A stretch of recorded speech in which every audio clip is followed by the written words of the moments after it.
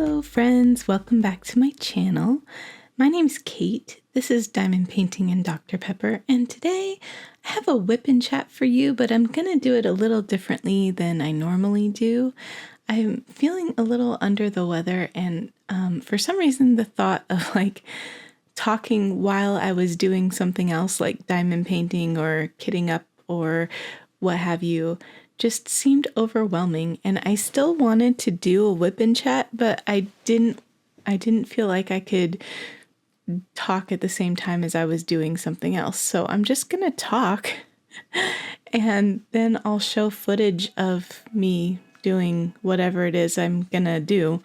Another thing is that I do have a kit that I want to kit up, which is Stargazing by Maddie Arts. But I've noticed in the past when I've tried kitting up for like a kit up and chat and I'm talking while I'm kitting up, it's really noisy. Even though I have like a separate mic, it just tends to pick up the sound of the plastic quite a bit. So I thought if I choose to do that in the background, it might be better to not have the sound active for that so that you can actually hear me. So even doing things this way, I'm pretty sure this is going to be going up late, and the reason behind that is just that I'm not feeling too great, and I even fell asleep on the couch today, which I don't usually do because it was like 7:00 p.m. and I had woken up at noon, so it's not like I should have been that tired, but I was just hanging out on the couch watching my husband and my stepdaughter play Stardew Valley, and I just conked out. So, and then tonight I'm like really cold and kind of achy, and just, you know that feeling when you can almost feel a cold coming on? That's how I'm feeling right now, and I hope it's not true, but I'm kind of thinking that's what's happening. So I don't know if I'll be able to stay up tonight to get this edited and to film whatever footage is going to be in the background so that I can post this for tomorrow, which sucks because I didn't even post a whip and chat at all last week. So the fact that this one's probably going to be late just isn't ideal, but I want to prioritize not pushing myself because it's been kind of a busy week that's been a little bit overwhelming, and so I feel like I need the weekend to come down from that and just relax. Yeah, so everyone else in the house is asleep. It's almost 12:30 a.m. and I don't know how long I'll last just chatting with you tonight. I might have to finish this tomorrow for even the chatting section because I want to make sure and be engaging with you guys and not sound like I'm sick or tired, which I feel like I kind of do right now, and I'm not sure how long I'm going to last. So anyway, the reason I didn't post a whip and chat last week is just because I don't know, I didn't feel like I could sit down and record one, and I'm kind of feeling similarly this week, which is why I'm trying this different way of doing it. I don't know what's going on with me recently. I'm in some kind of a funk, I think, but I still want to chat with you guys and connect with you guys and everything. I'm just having trouble getting myself to sit down and do it, and the thought of editing it and doing all that when I'm feeling this way is overwhelming.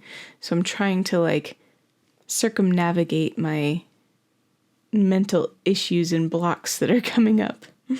My son Casey was feeling pretty sick for his last week of school, which was not last week, but the week before. And he did make it through and was able to get to all his classes, but he was definitely feeling under the weather. And he's better now, but I'm wondering if I got that from him and it's just kind of waited until now to hit me. I don't know. If that is the case, I'm glad it did wait until now, because if I had gotten it last week, that would have been a problem, because on Friday evening, if you guys saw my vlog, there was a concert that I went to with Fletcher and Sam, my two eldest, and I would have been sad to have had to miss that because it was Fletcher's birthday present. We got those tickets for back in April or March or whenever they went on sale because it was Fletcher's two favorite bands, Mother Mother and Cave Town, touring together. And it would have sucked to have to miss that, especially since I, drove everybody up there and all that stuff. So I'm really glad I felt good enough at that point to go to that because it was a blast. We had a great time. If you didn't see my vlog on it, there's some clips from the concert in the vlog. So if that's interesting to you, go check that out. I really like Cave Town, and Mother Mother not so much, but Mother Mother is probably Fletcher's number one favorite. So I'm really glad he got to see both of those together in the same place. And it's weird because the two of them aren't really super similar in genre or vibe. So I was surprised to see them touring together, but it totally worked and was really engaging and fun. And they were both great in concert. So we had a good time. It was outdoors. And when we got there, there was a bunch of people already lined up to get in. The gates were about to open when we got there because we ran into traffic on the way up. And so we started walking up the hill where the line was, and we got partway up and there was a worker there, and she was like, "Oh, you're almost there. Just keep going around this corner." So we turned around the corner and there was a whole hill left with a whole line going up the hill. So her definition of almost there is a lot different than my definition of almost there. But we did finally get to the top and the end of the line. And then once the line started moving, it went really fast. So it wasn't that bad, but it was just kind of daunting at the time. And then we got in and basically we could choose to sit anywhere on the lawn. So we got a pretty good spot, not super close. But then towards the end of the concert, Cave Town was last, and he was like, "I know there's more room up here, so you guys just come on in closer." So everybody kind of squeezed up to get closer, and we were all dancing and singing, and it was a good time. We got some pizza they had our original plan was to stop somewhere and get some food before we got to the concert. But because we ran into all that traffic, we couldn't do that. So we had to eat at the venue. And there were only a couple options. They had burgers, and the burgers were $12 for a hamburger and $13 for a cheeseburger. And it didn't come with a side or anything. That's just for the burger. And then there was pizza, and the pizza was $7 a slice. So we went with pizza, but it wasn't very good pizza. So, oh well. So then after the concert was over, we drove back to where I live, which is about an hour south of where the concert was. And we went to Denny's because we were all still pretty hungry since we didn't really finish the pizza. And we have been to this Denny's several times because it's one of the only places in town that's open late. And every time we go there, the food is great, but for some reason it's always freezing in there. And we're all shivering and just our teeth are chattering. So, I mean, I had my sweatshirt or jacket thing, and it was better than when I don't bring it, but it was still very cold.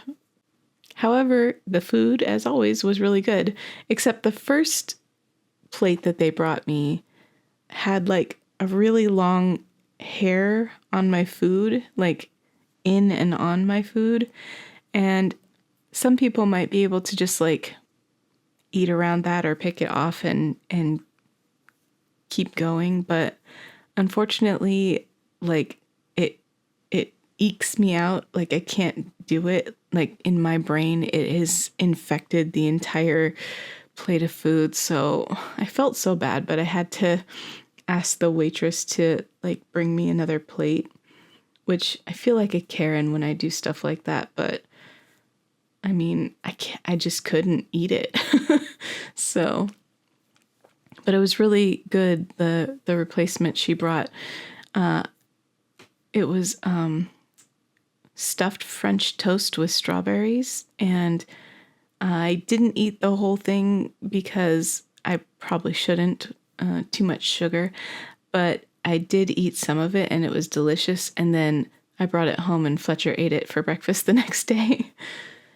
So it didn't go to waste, but I really enjoyed what I did eat of it. And then I got a side of fries because I really like their seasoned fries.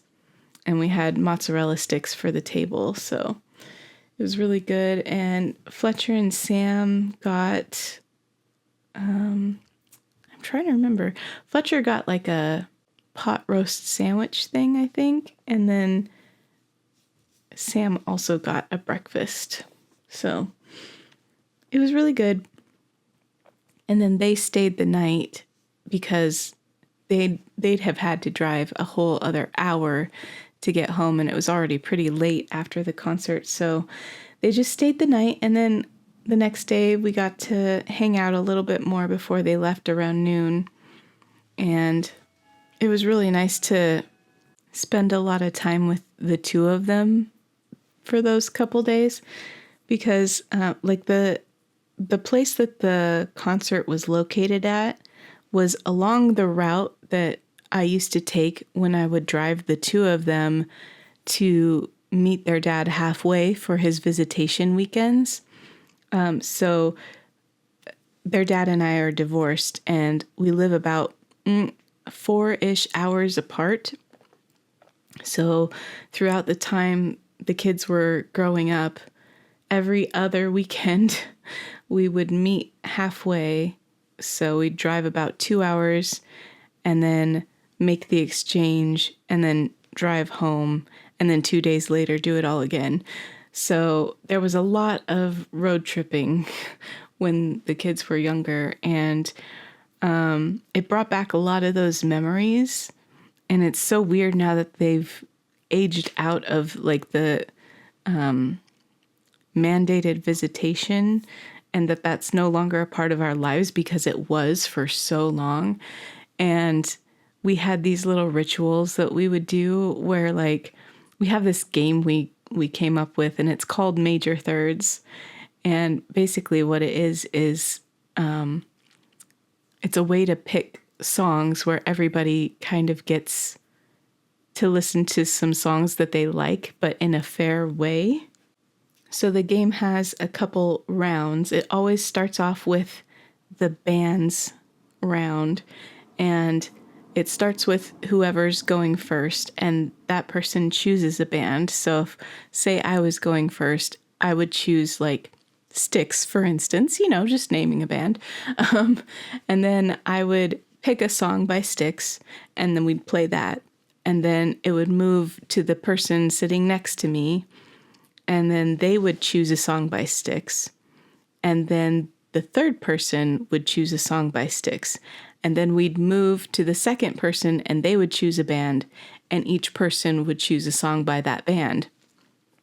And then between all the rounds, we always had a wild card round where you could each person got to pick whatever song they wanted. It didn't have to follow any kind of theme. So then there'd be the wild card round, and then the next round we'd always do is themes, where you could pick, like, for instance, some of the themes we've used in the past are 80s, or something that reminds you of summer, or songs in a different language. And then, each of us would pick a theme, and we'd play 3 songs in that theme, one that each of us would choose. And then the next person would choose a theme. And so that's kind of how the game goes.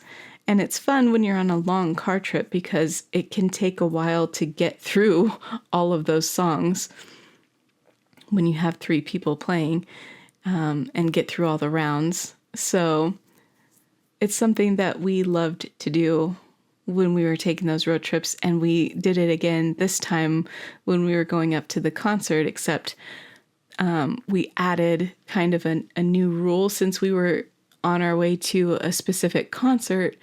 Every time we finished like a band, for instance, the person who chose the band would then choose a song either by Mother Mother or Cave Town.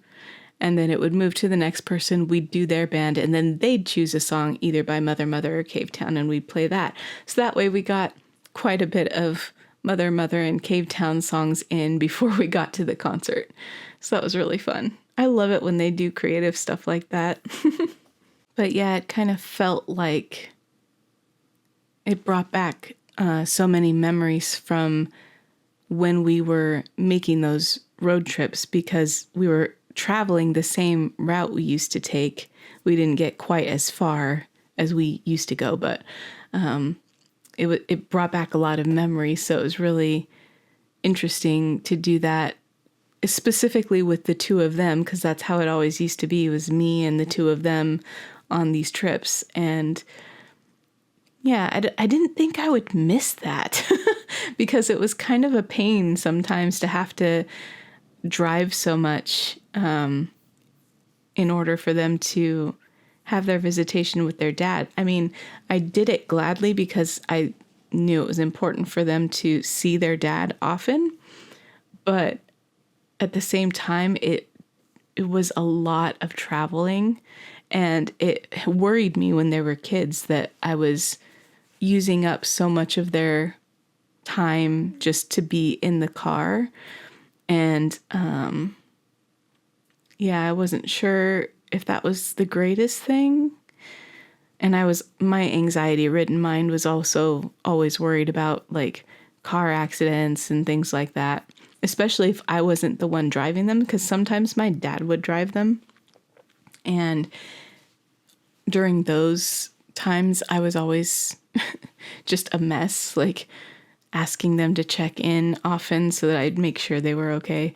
Because I have generalized anxiety disorder, and it often focuses around like my family's safety. So anytime, and for some reason, specifically car accidents, even though that's never happened to anyone I know, I just know that it's like one of the most common things that happen to people. So I always worry about it.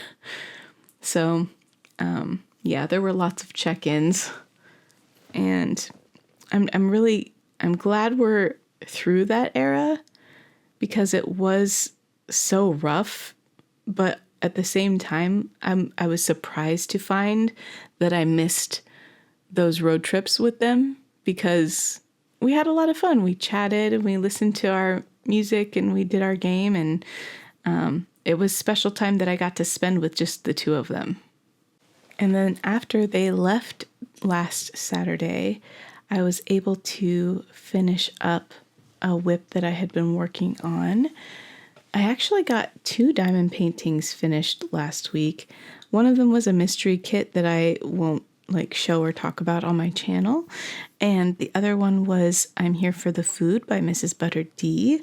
So those are both done, and that means I can kit up my next round kit. I try to have at least 1 round and 1 square going at all times. So my next round kit, like I was saying earlier, is going to be Stargazing by Maddie Arts, and it's the first one that was released by Maddie Arts, and I'm really excited to do that one. So I don't know, maybe you're seeing me kit that up for this video, and maybe I'm just diamond painting something else, but one way or another, I'm kitting that up soon. I think I do have to kit down the Mrs. Butter D kit first so that I have enough storage to kit up. And so, yeah, I'll have to do that soon. I'm debating whether or not to keep saving my drills, because I have quite a few collected and I rarely have to use them, especially rounds, because I don't make a lot of changes with rounds. And if I was going to do for instance, cross stitch conversion or something like that, I wouldn't be using rounds. So I feel like rounds are a little less important to save. So I might just save myself the trouble and just, not have to keep those.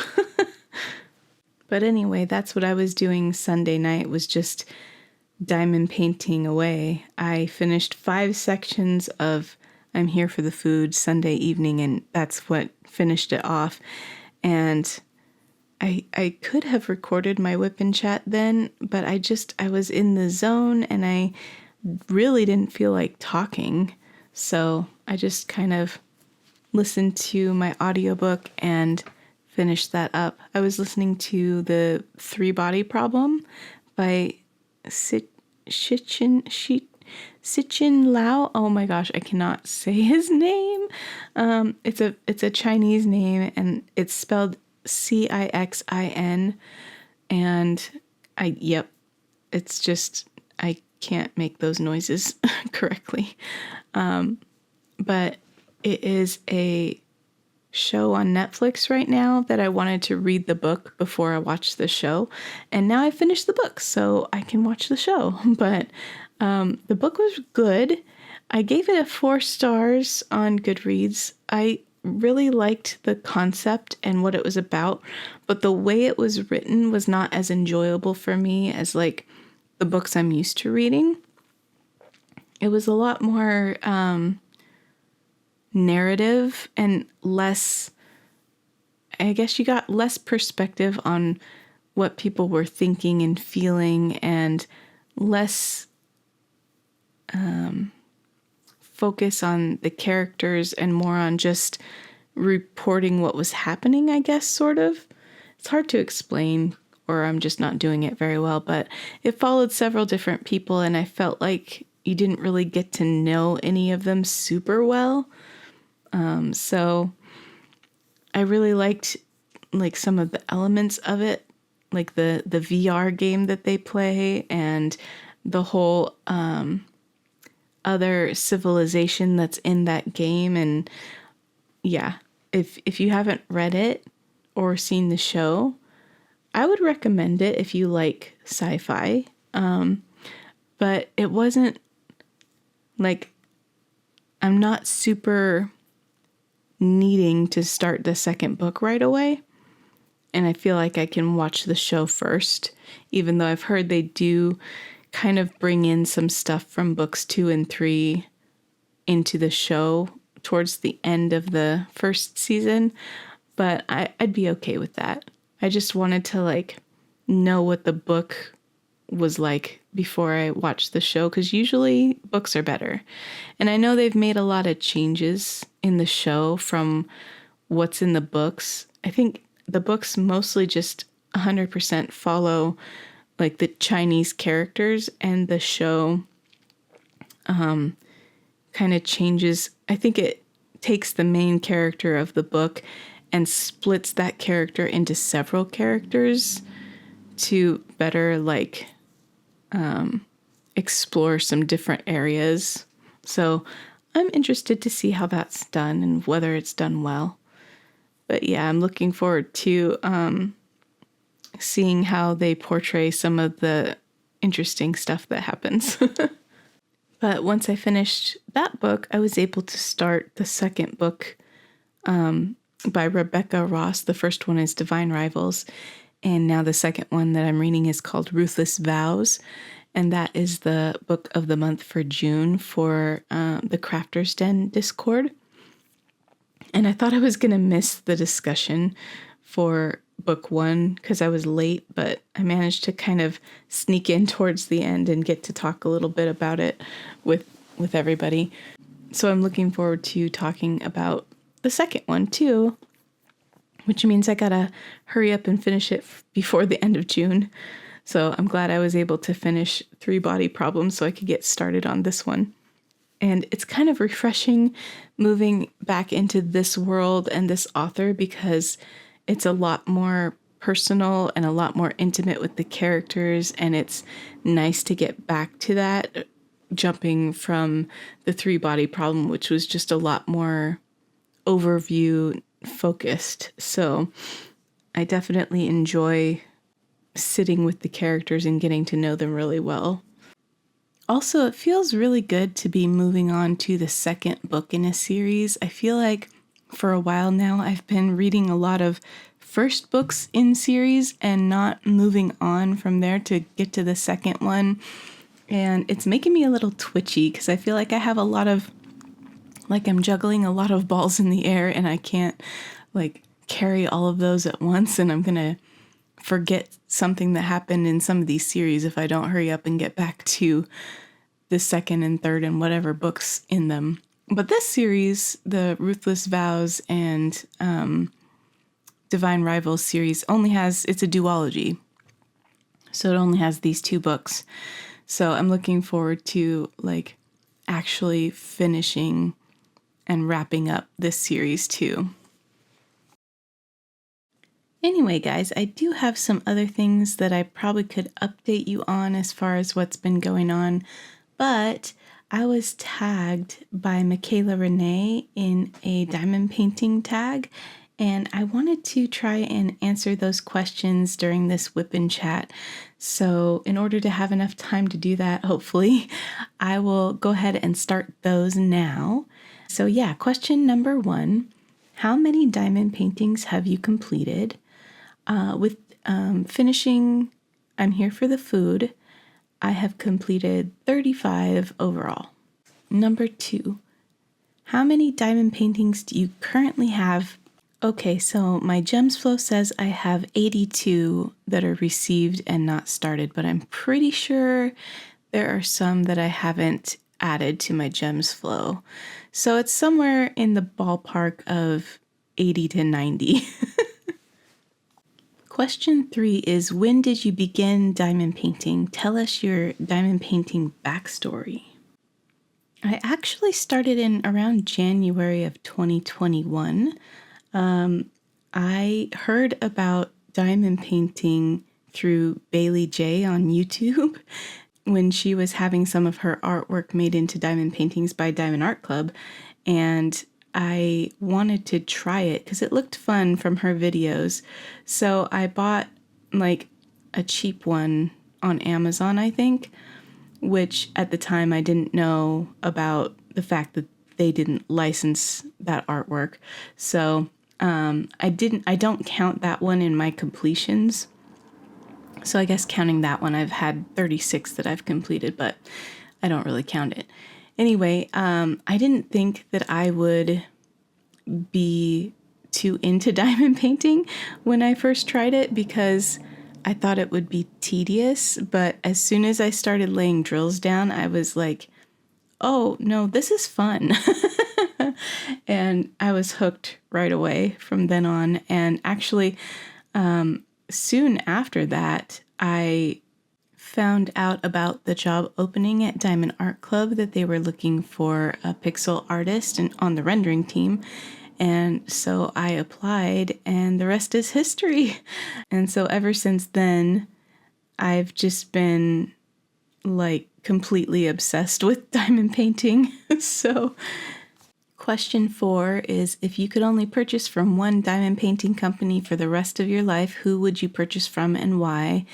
I'm definitely biased on this one, but as someone who works for Diamond Art Club, I'm going to say Diamond Art Club. Also, as an artist, I am licensed with Diamond Art Club, so if I want to diamond paint my own pieces, I would have to get it from them too. So just all the reasons. Number 5, when diamond painting, what is your go-to media to consume? Audiobooks, podcasts, YouTube, etc. I'm usually either listening to audiobooks or watching YouTube. I can't really watch shows while I'm diamond painting because I want to be able to see what's happening.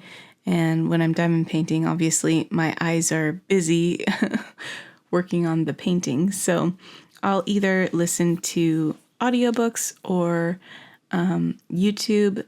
And when I'm watching YouTube, it's usually stuff that I don't have to look at, like video essays or other people's whip-in chats where I can just kind of glance up, and it's not something that I have to keep my eyes glued to the entire time. Number 6, what is your favorite category to diamond paint? Landscapes, fantasy, animals, etc. I like fantasy and especially scenes that include people doing interesting things, like the one that I am about to kit up, or that you might be seeing me kit up right now, is stargazing, is with a girl that's on a ship gazing at the stars. That's the kind of stuff I love. But a lot of my preferences with diamond painting also have to do with like color palette and art style. I really like Mrs. Butter D's, both her art style and the color palette she uses really call to me. So if a painting has those kind of elements that I love, it matters less what the category is for me. There's some landscapes that I really love. There's some animal kits I really love. I'll do pretty much anything that hits the right buttons. Question 7. What's the artist you have completed the most diamond paintings from? Embarrassingly, myself. So I've done most of the ones that have come out that are my artwork. But if we're not talking my artwork, Ivy Dollamore is the one I've completed the most of. Question 8. What's the artist you own the most diamond paintings from? That is a tie between Ivy Dollamore and Chrisabug, and they each have 12 in my stash and or completed. Number 9. What is your go-to wax when diamond painting? Go-to putty? If you use neither, what is your go-to? I don't usually use wax.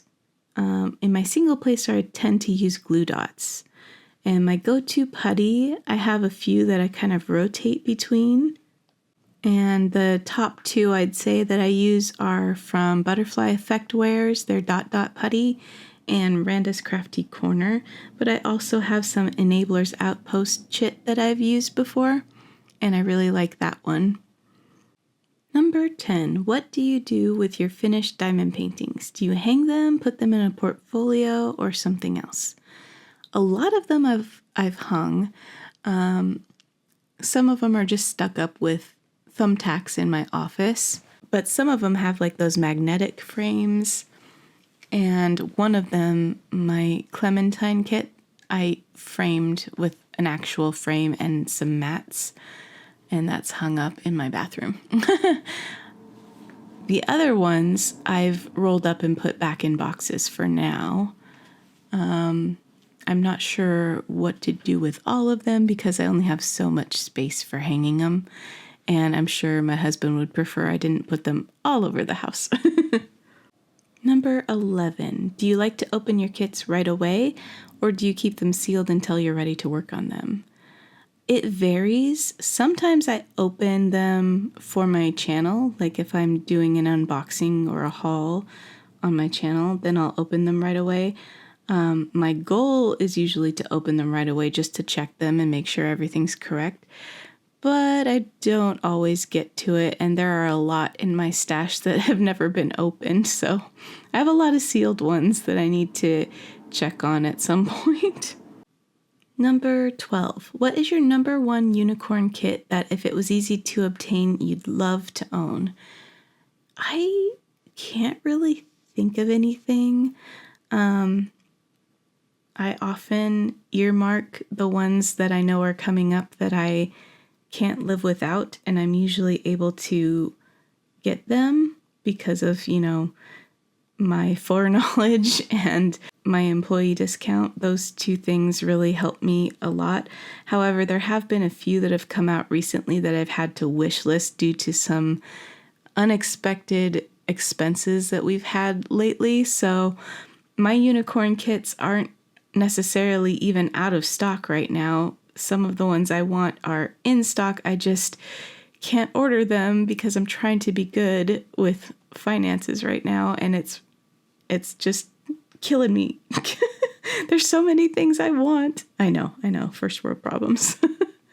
I'd say the one that I want most right now, that if I could buy it, I would, is the one that came out this weekend.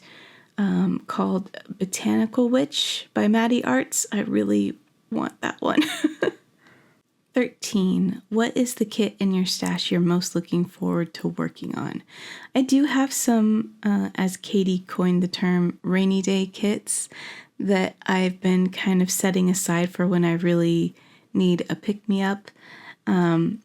Pretty much anything by Mrs. Butter D is one that I can't wait to work on. I'm very excited to work on those. Hers are just really fun to do.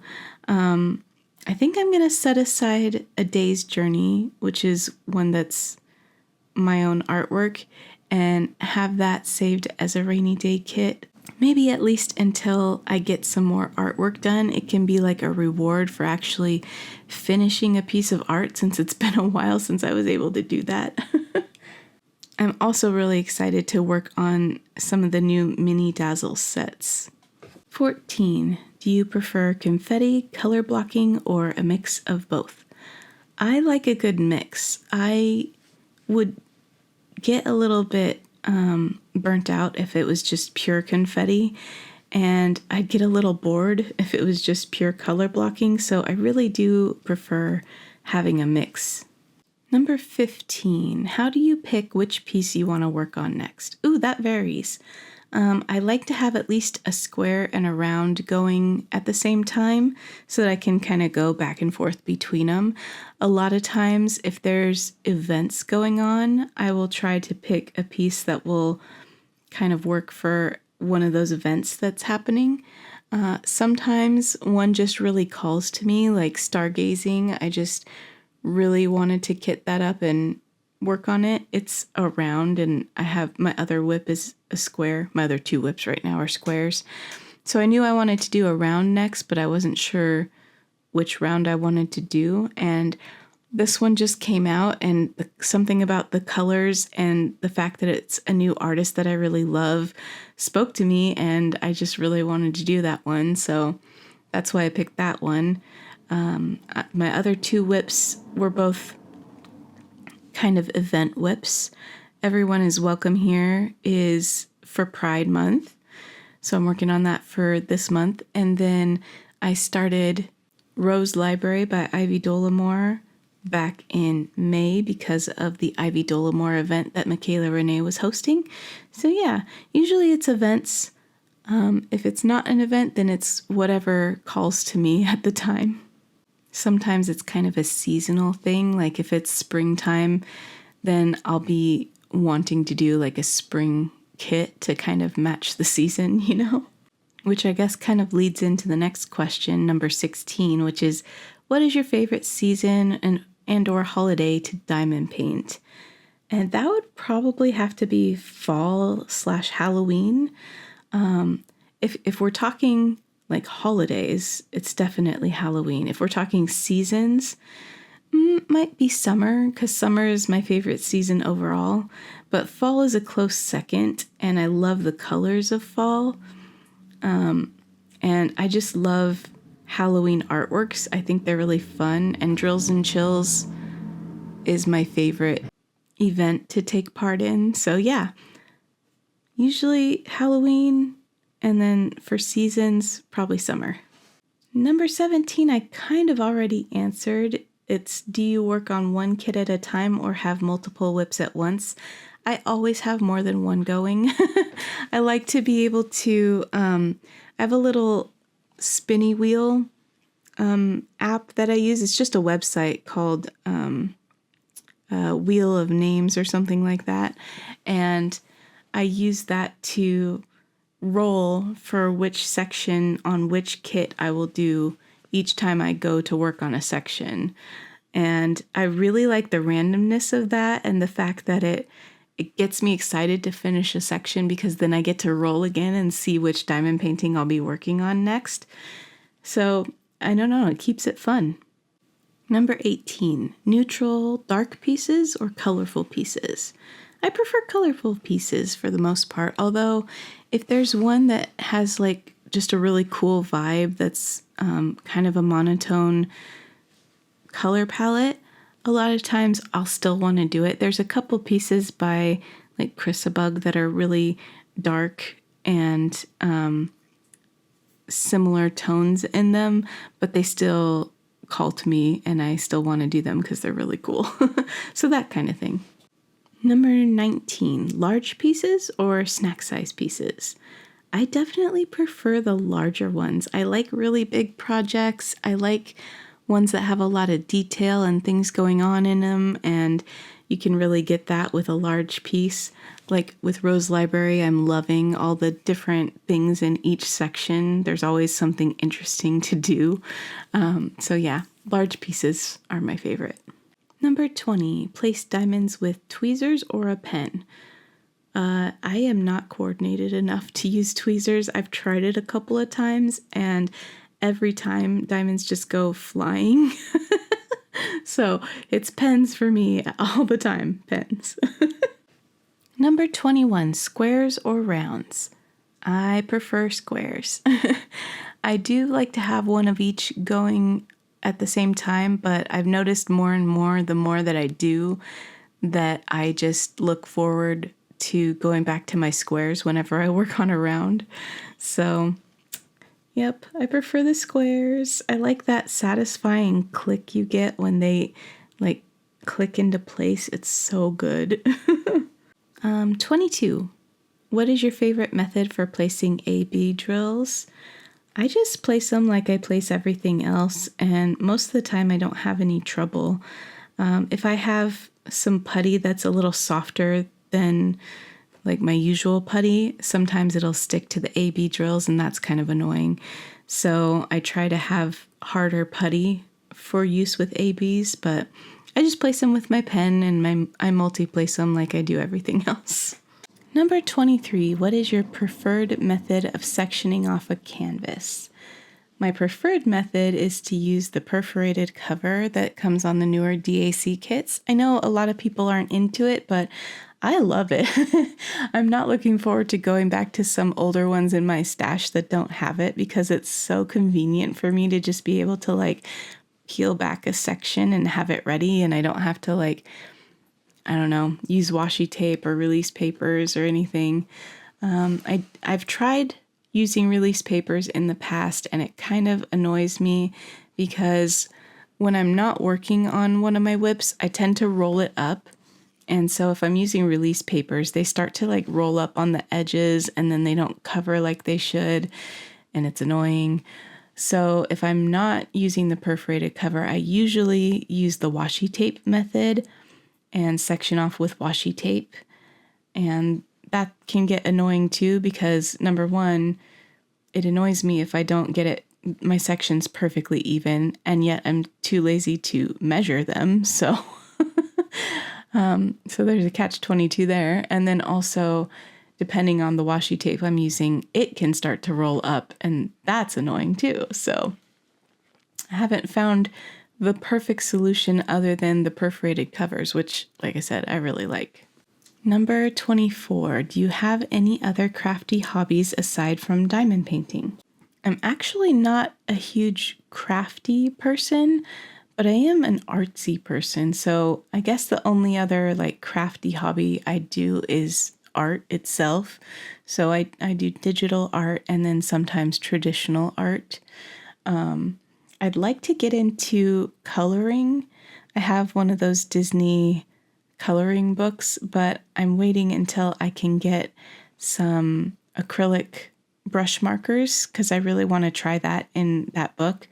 And I haven't been able to justify that expense just yet because the ones I want are like a $50 set of markers. So yeah, once I'm able to get those, I'm really excited to try that coloring book and see what I think. I'd also probably use those markers just in my regular art too. So I am looking forward to having some spare money again sometime soon, hopefully, to purchase those. Question 25 is, who do you tag to do this video or these tag questions? And just like Michaela Renee said, if any of you have not been tagged and want to do this, definitely go for it. But specifically, I'm going to tag Dragon Wing Diamonds, Angel Lee Rose, Diamonds and Sparkles, Diamonds and Washi, and Mer Nerd Art and Hobbies. So if I tagged you and you aren't comfortable doing this tag, don't worry about it. But yeah, that's who I'm tagging, those 5. So that is the end of the tag. I hope you guys enjoyed my answers. Now it's time for yay or nay. And I was going to say last week's, but it was the week before's question was, do you like to add a lot of bling to your canvases? Once again, I'm kind of surprised by your guys' answers. The nays actually have it this week. So it was 18 to 5. 18 of you said that no, you prefer to do your kits as charted, and 5 of you said you like to bling things up.